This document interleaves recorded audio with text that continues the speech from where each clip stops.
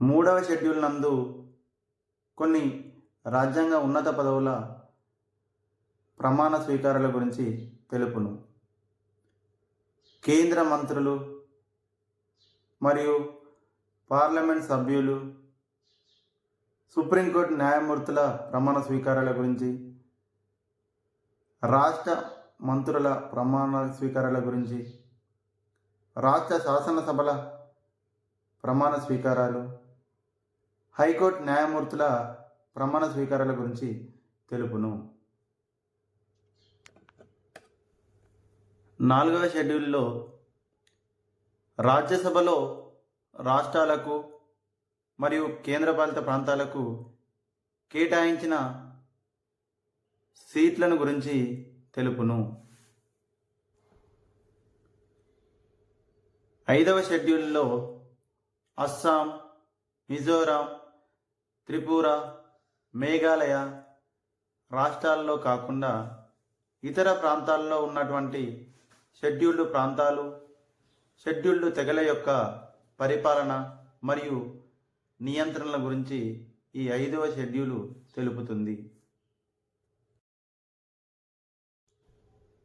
6వ షెడ్యూల్ నందు అస్సాం, మిజోరాం, త్రిపుర, మేఘాలయ రాష్ట్రాలలోని షెడ్యూల్డ్ ప్రాంతాల గురించి మరియు షెడ్యూల్డ్ తెగల పరిపాలన నియంత్రణలకు సంబంధించిన అంశాలు 6వ షెడ్యూల్లో పొందుపరిచినారు. 5వ షెడ్యూల్లో అస్సాం, మిజోరాం, త్రిపుర, మేఘాలయ రాష్ట్రాల్లో కాకుండా ఇతర ప్రాంతాల్లో ఉన్నటువంటి షెడ్యూల్డ్ ప్రాంతాలు, షెడ్యూల్డ్ తెగల యొక్క పరిపాలన మరియు నియంత్రణల గురించి ఈ 5వ షెడ్యూలు తెలుపుతుంది.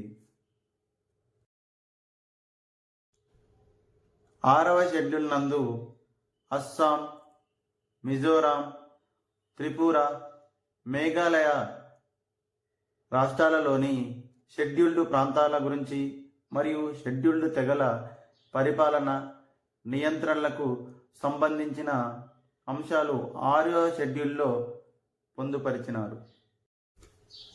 8వ షెడ్యూల్లో రాజ్యాంగంలోని అధికార భాషల గురించి తెలుపుతుంది.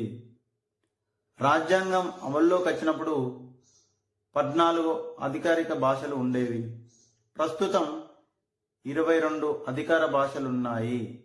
ఈ 22 అధికార భాషల గురించి 8వ షెడ్యూల్లో పొందుపరచడం జరిగింది. 9వ షెడ్యూల్.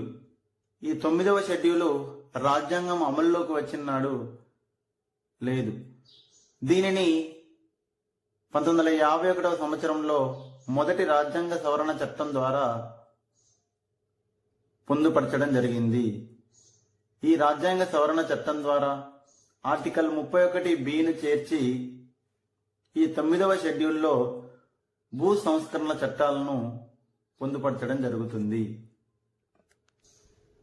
10వ షెడ్యూల్ నందు పార్టీ ఫిరాయింపుల నిరోధక చట్టాన్ని పొందుపరచడం జరిగింది. ఈ 10వ షెడ్యూలు రాజ్యాంగం అమల్లోకి వచ్చినప్పుడు రాజ్యాంగంలో లేదు. 1985వ సంవత్సరంలో 82వ రాజ్యాంగ సవరణ ద్వారా ఈ 10వ షెడ్యూల్ను చేర్చడం జరిగింది. 10వ షెడ్యూలు పార్టీ ఫిరాయింపుల నిరోధక చట్టానికి సంబంధించినది.